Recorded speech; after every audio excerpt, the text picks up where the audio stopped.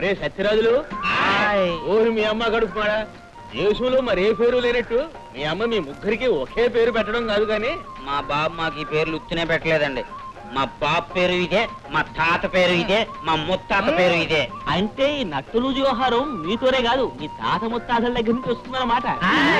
మా అన్నల ముగ్గురు పంచపాండవులాగా కలిసిమెలిసి ఉండాలని ఈ పేర్లు పెట్టాడండి మా అయ్య. పంచపాండవులంటే ముగ్గురు కాదే ఎర్రిమొహం 5. రేపు నీ మొగుడికి కూడా అదే పేరు పెట్టుకుంటే దాని మొగుడికి ఈ పేరు ఎలా వస్తుందండి? మా పసికందుది మహారాణి జాతకం అండి, అది ఎప్పటికైనా మహారాణి అయిపోద్ది. అది మహారాణి అయిపోతుంది. మీరు కళ్ళు తాగుతూ ఊరేదు గాని. ఒరే మీ బావ బసవరాజు లేడు, వాడు వస్తే మా బావ ఎప్పుడు వస్తాడండి? వస్తాడు. నేను కోడి పిల్లని గద్దెత్తుకుపోయినట్టు ఎత్తుకుపోతాడు. చిచి ఎదవని ఎదవా, నేనన్నది మిమ్మల్ని కాదండి, మా బావనండి. ఆడొస్తే కాళ్ళు ఇరిచేస్తానండి, ఒళ్ళు పీకెత్తాం. ఆడు ఒక్కడు మేము ముగ్గురం, ఆడు ఒక్కడు మేము ముగ్గురం. బాగుందిరా, ఇలాగే గెంతుతూ ఉండండి. అవతల దొరగారు వచ్చారు మిమ్మల్ని రమ్మంటున్నారు. ఏ దొరగానే విట్రా మన ఆనంద్ బాబు గారు. అయ్యి బాబు, వచ్చేటప్పటికి మీ దుకాణం పెట్టేశారు. బాబాబు మా దుకాణం సంగతి దొరగారికి చెప్పకండి. తొందరగా నోర్లు కడుక్కొని తగలడండి. పెరిగేస్తాం.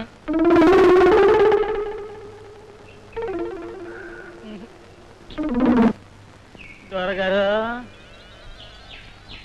దొరగారు. సత్యరాజులు క్షమించడం లేవండి, లేవండి. ముందు మీరు క్షమించానంటే గాని మీ పాదాలు ఒకేమండి. ముందు లేవండి రా, లేవండి. లేవరా లే. మీరేం తప్పు చేశారా? మరేం లేదు దొరా, పనిచేసే ప్రతి ఓడు కల్లో గింజో తాగాలని మా అయ్యి చెప్పి ఓడండి. అందుకని మేము పొద్దున్న పూట కళ్ళు తాగి మధ్యాహ్నం పూట గంజి తాగుతున్నామండి. ఈ రోజు తాము వస్తున్నారని తెలియక కళ్ళు తాగేసినాం దొరా. అంటే మీరు ఇప్పుడు కళ్ళు తాగి వచ్చారన్నమాట. సరే ఇవాళ క్షమిస్తున్నాను. రేపటి నుంచి మందు తాగారంటే మిమ్మల్ని ఉద్యోగాలను తీసేస్తాం. జాగ్రత్త. ఇది మీ లచ్చితల్లి కదరా? కాదండి, ఇది మా పసికందండి. ఇంతలో ఎంత ఎదిగిపోయింది? ఈసారి ఎన్నాళ్ళుంటారు దొరగారు? జీవితాంతం ఇక్కడే ఉంటాను కూర్చొని. అమ్మగారు ఎప్పుడు వస్తారండి? అమ్మగారు లేదు, ఇక రారు. వెళ్ళండి, వెళ్ళండి, వెళ్ళి మీ పని చూసుకోండి. వెళ్ళండి. అమ్మగారు లేరు, ఇంక రారు. అమ్మగారు లేరు, ఇక రారు. అమ్మగారు లేరు, ఇక రారు. నాకు బ్రహ్మాండమైన ఐడియా వచ్చింది. మన పసికందుని తీసుకెళ్లి దొరగారికి ఇచ్చి పెళ్లి చేసేస్తే దొరగారి భార్య లేరు, ఇంక రారు. లచ్చినిచ్చి పెళ్లి చేసేస్తే మనం దొరగారి బామ్మొద్దులే. నా అసలు ఐడియా అది కాదు. దీన్నిచ్చి పెళ్లి చేసేస్తే బతికినంత కాలం మనం దొరగారి కాళ్ళ దగ్గరే పడి ఉండొచ్చు. మన తోట పనులు కూడా మనకే ఖాయంగా ఉండిపోతాయి. అన్నా అన్నా అన్నా, మరి బసవరాజు బావు మనం పని చేసుకోవడానికి ఆడికాడ తోట ఉందా? మాగాని భూమి ఉందా? తాగడానికి కళ్ళు ఉందా? నేను ఎలా మారాణం చేయాలో మాకు బాగా తెలుసు. నేను చెప్పినట్టు నడుచుకో అంతే. అంటే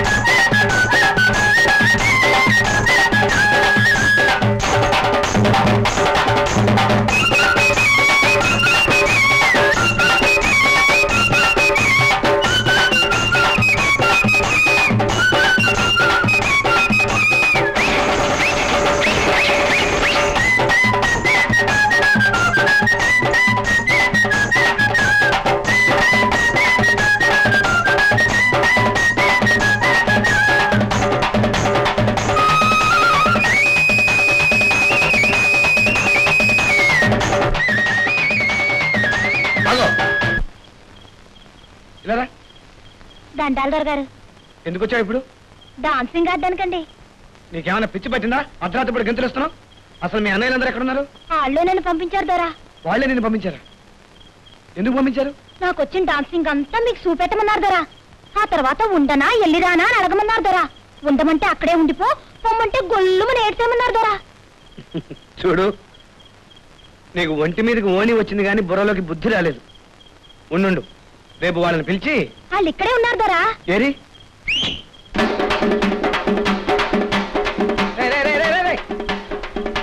ఆగండ్రా. ఏమిట్రా ఈ వెదవ డప్పులు మీరును? అవ్వండి. పగలంతా తమరు పుస్తకాలు చదివి చదివి ఊరికే చికాకెత్తిపోయి ఉంటారు కదండి. చేత రాత్రి పూట తమకి కాళ్ళు లాగినా కళ్ళు పీకినా మా సెల్లం చేత సేవలు చేయించుకోవచ్చు కదా అని. వేసినట్టే ఉంది మీ స్వామి భక్తి.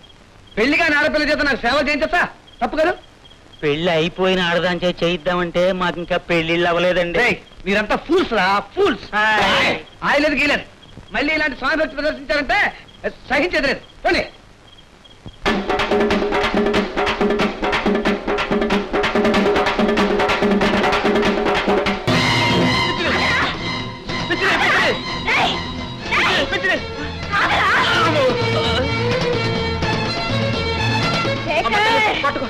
నిన్ను నిన్ను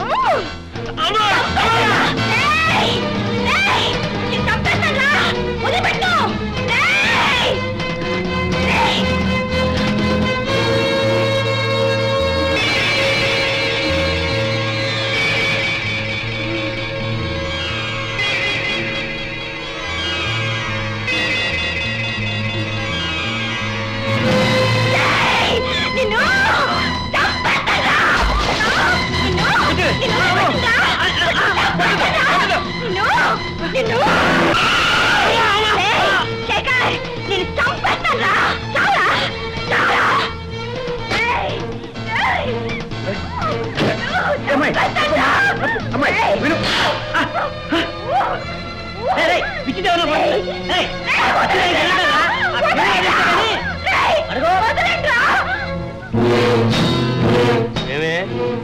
నిన్నే కదా కొట్టి పడేసా, మళ్ళీ రోడ్డు మీదకి ఎందుకు వచ్చావు?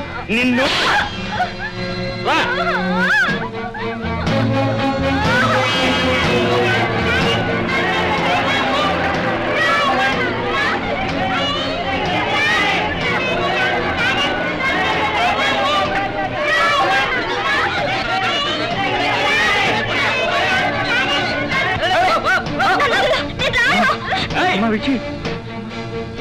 ఏంటండి మూర్తి గారు, ఈవిడి గారు ఊర్లో జనాలంతా కరిసేయాలనా? ఎంత చెప్పినా రోజు ఊరి మీద కొగ్గేస్తున్నారు. పొరపాటు జరిగిపోయింది భీమరాజు. ఏం పొరపాటు అండి? ఊర్లో జనమంతా ఈవిని పోలీసులకు అప్పచెప్పేస్తా ఉంటుంటే నేను విడిపించి తీసుకొచ్చాక తల ప్రాణం తాక్కొస్తుంది. సర్లే నువ్వు వెళ్ళు, నువ్వు రాతల్లి. అమ్మా, ఎందుకమ్మా నలుగురు నోళ్ళలో పడి అల్లరిపాలు అయిపోతావు? అదమ్మా లోపలికి పోదాం. అమ్మగారు, నా మామూలు నెలాఖరికి ఇస్తారు గాని మధ్యలో ఎవరయ్యా? అలాగే అమ్మగారు, నెలాఖరికి వస్తా. రా, ప్రాణానికి పాటించావు కదే శనిముండని. ఏమే, నువ్వు మనిషివా రాక్షసివా?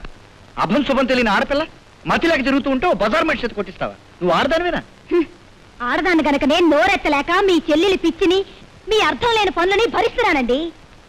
ఈ పిచ్చిదాన్ని లొంగదీయడానికి బజార్ మనుషులు కాక బంగ్లా మనుషులు వస్తారా? సార్ సార్ నమస్కారం సార్. ఎవరు బాబు? నేను డాక్టర్ ఆనంద్. ఈ పక్కనే మా ఎస్టేట్ లో ఉంటున్నాను. నేను ఒక మనస్తత్వ శాస్త్రజ్ఞుడిని. ఇలాంటి మెంటల్ పేషెంట్స్ విషయంలో రీసెర్చ్ చేస్తున్నాను. ఇప్పటికే చాలా మంది డాక్టర్లు ప్రయత్నించారు, పెదవి విరిచారు, వేలకు వేలు ఖర్చయింది. మమ్మల్ని ఇలా ఉండనివ్వండి బాబు. మీరు నిరాశకు అలవాటైపోయి మీ చెల్లాయిని బాగు చేయించాలనే బాధ్యత కూడా మర్చిపోతున్నారు. నన్ను ఒకసారి ప్రయత్నించనివ్వండి. రేపు మీ చెల్లాయి బాగుపడితే మీరే కదా సంతోషించేది. అంతగా అడుగుతుంటే మంకు పట్టి పడతారే, పైగా డబ్బు కూడా వద్దంటున్నారుగా. పదండి, అలా కూర్చొని మాట్లాడుకుందాం. నువ్వు మా అక్కని చంపావు కదరా? అది నా తోడబుట్టిన చెల్లెలైనా తోడు నీడ తల్లి తండ్రి అన్నీ నేనే పెంచాను. దానికి అక్కయ్య ఉండేది. అక్కయ్య? అవును బాబు, మా విజయ్ కంటే పెద్దది వీణ. ఓ టూరిస్ట్ కంపెనీలో టైపిస్ట్గా చేరింది. వీధిలోకి వచ్చిన ఆడపిల్లకి ఆకాశం అందంగా కనిపిస్తుంది, ఆనందం కొంగు బంగారం అనిపిస్తుంది. ఆ మేనేజర్ కొడుకు శేఖర్తో దానికి పరిచయం అయింది. అలా ఓ 3 నెలలు గడిచిన తర్వాత ముహూర్తాలు ఎప్పుడు పెట్టుకుందాం బాబు అని శేఖర్ని అడిగాను. మీ ప్రయత్నాలు మీరు కానివ్వండి, 10 రోజుల్లో వస్తానన్నాడు. అలా వెళ్ళినవాడు. అంటే అతనికి ఏదన్నా ప్రమాదం లాంటిది? అతనికేం ప్రమాదం జరగలేదు బాబు. జరిగిన ప్రమాదం వల్ల మా వీణకు జరిగింది. తల్లి తండ్రి లేని బిడ్డ, తండ్రి లేని బిడ్డకు తల్లి కాబోతోందని తెలుసుకొని కుమిలిపోయింది. ఒక పక్క ఊళ్ళో వాళ్ళ ఎత్తి పొడుపులు, మరో పక్క నా భార్య సాధింపులు. ఏ ఆడ తట్టుకోగలదు బాబు? అక్క, ఇక్కడికి తీసుకొచ్చావు? శేఖర్ని కలుసుకోవడానికి. ఇంకా శేఖర్ మర్చిపోలేదా? అయింది చాలదా? నువ్వు వెళ్ళి వాచ్మెన్ ఎక్కడున్నాడో చూసిరా. ఎందుకు వెళ్ళమంటుంటే?